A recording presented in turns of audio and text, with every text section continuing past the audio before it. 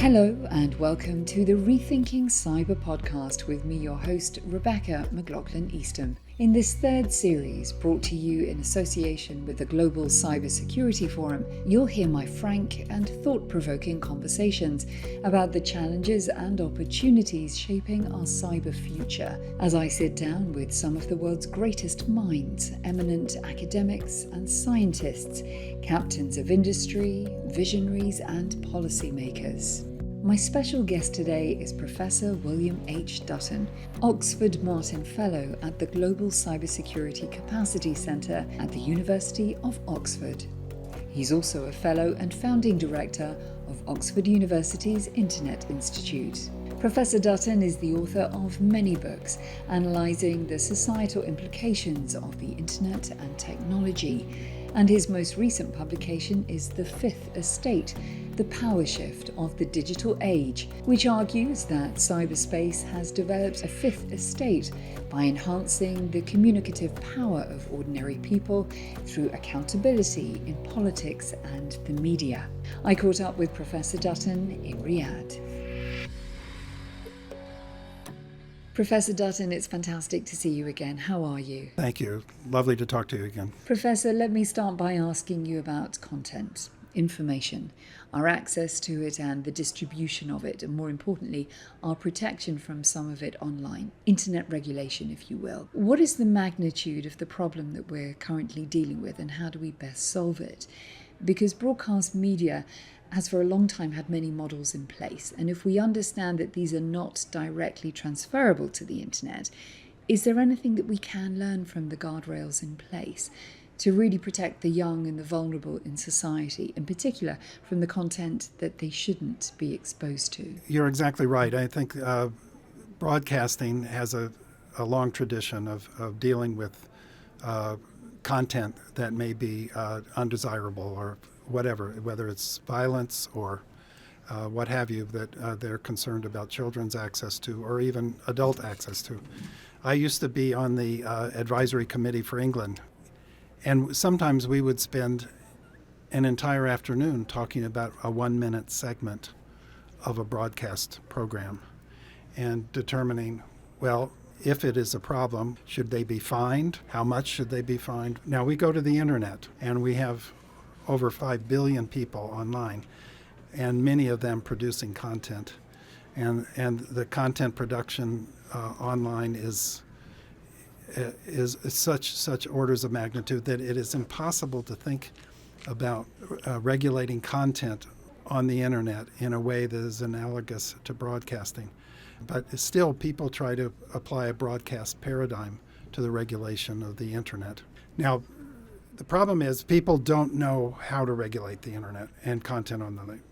But the public come to their politicians, the constituents go to their politician's office and say, stop this kind of content. I don't like this show, this thing that my child saw on the internet, or this that we saw on a news channel. The politician has not known how to deal with this. But lo and behold, the platformization of the internet has been a gift to regulators. So as platforms like Google's platform, Facebook, Amazon, others, these platforms have become so important to the distribution of content online that they invented this notion of a duty of care. So if they think that some content is harmful, then they can say, well, this platform needs to take that down or not allow that kind of content to be online. Or, given our duty of care, we can sue you for billions of pounds or dollars or whatever, and we can give your chief executives a criminal indictment or put them in jail. Okay, what is the logical consequence of that? And the logical consequence of that is that the platforms will over-regulate. They will screen material that could fall foul of these rules. And they don't want to go to jail. They don't want to lose 10, 20% of their revenue. And they will also then hire huge numbers of moderators to look at content as much as possible, and raising the costs of their services and causing them to add more advertising to the point that people don't want to look at the internet because it's so much ad. In all of the well-intentioned work of people trying to protect children or protect adults, we're undermining the internet in a variety of ways, making it losing the privacy of internet users and increasing surveillance and increasing censorship. A book I wrote last year actually said we need to get cybersecurity people together with broadcast regulators, because cybersecurity has many of the solutions, better approaches to dealing with content online. And that's what I'm seeing happen. And so I'm very encouraged by that. I think people get defensive about the idea that a broadcast model doesn't work here. But I think this is a positive thing. We need to get cybersecurity people in the same room with broadcast regulators and see how some of the issues of ransomware, of phishing attacks, of disinformation that are worldwide and affecting adults are also valuable for children to protect them. One would imagine that this would take some time to trickle down to society, not only through government and through policy, but through the alliances that you were mentioning as well. What kind of timeline are we looking at before more stringent, even standardization, far less regulation comes into effect to better protect children? Well, that's a very good question. I think it takes a long time for policy and regulation to work its way through in an appropriate way. And I think already we have a lot of policy and regulation passed that is inappropriate, I would say, and undermining the value of the internet. However, there are a lot of things that can be done now. I mean, it doesn't have to wait for anything.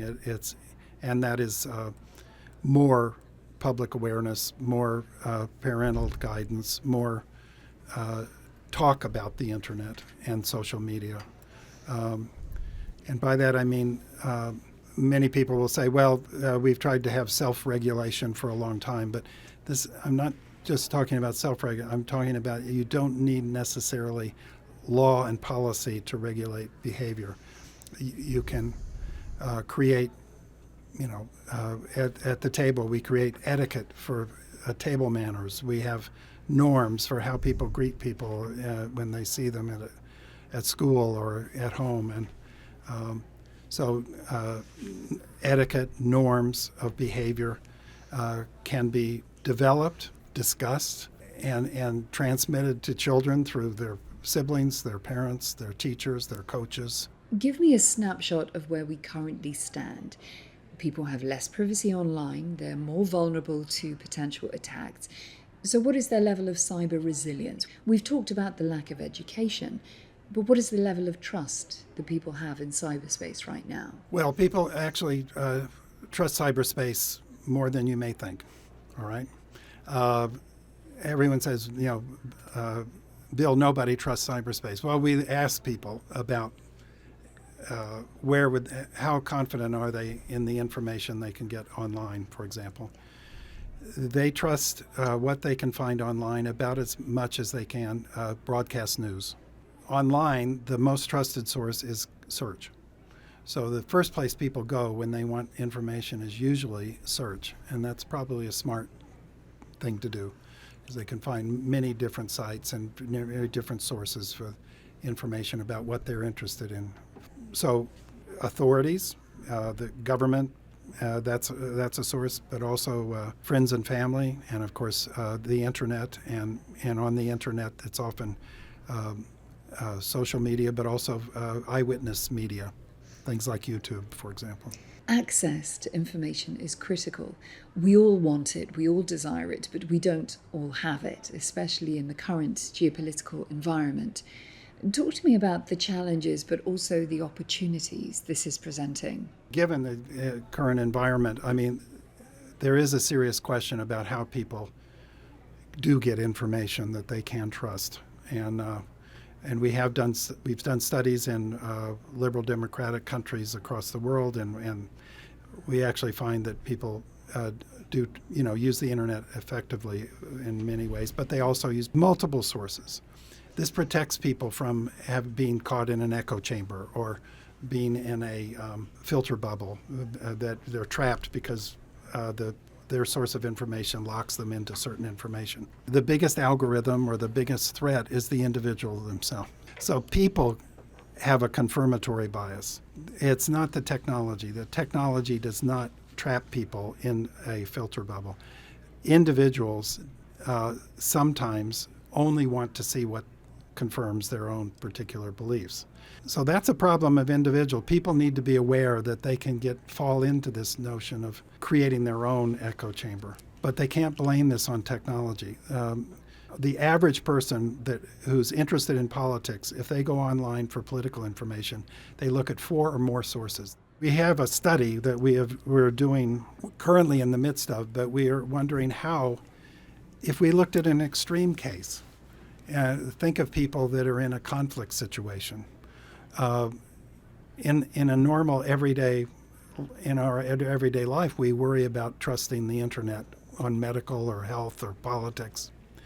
But in a conflict situation, where in the world would people even look for information online or go to broadcasting? We didn't know. We've surveyed people in conflict situation. We found that actually there's a positive picture coming out of this about, first of all, in a conflict situation, people really want more information. They're looking at much more looking for information much more often, more frequently, harder than when they were not. So this kind of being in a conflict situation really creates a demand for information. The main sources they go to are, they do go to newspapers, radio, but that's not as trusted as some of the other sources.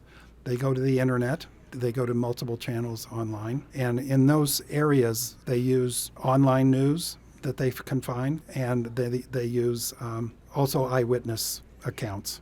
And then they go to friends and family. And actually, friends and family are, we sometimes worry about it, but they rely far more on friends and family than they do in a non-conflict situation. They fact check. This is a life and death situation in some cases. Interestingly, when a government censors information in this context, people trust this less. So censorship, in order to protect the public, can actually undermine trust in that medium. Say it's a newspaper or a government television channel. All of a sudden, that can undermine trust in that because people don't want to think, well, this is what the government wants me to hear. Professor, I have to ask you your greatest cause for hope and also concern in the year ahead. Well, I'm very worried about the future of the internet in the short term and the long term. I think given some of the regulation, even with the desire to protect children or the desire to solve problems, we're actually undermining the freedom of expression and privacy and open and global. In fact, it is almost silly to say the term open and global internet today. That was the vision. That was the vision of the 1960s, 70s, that we would develop an open and global communications medium, and that this would be a very positive thing globally. And it would be, but right now we've got an internet that's fragmenting dramatically.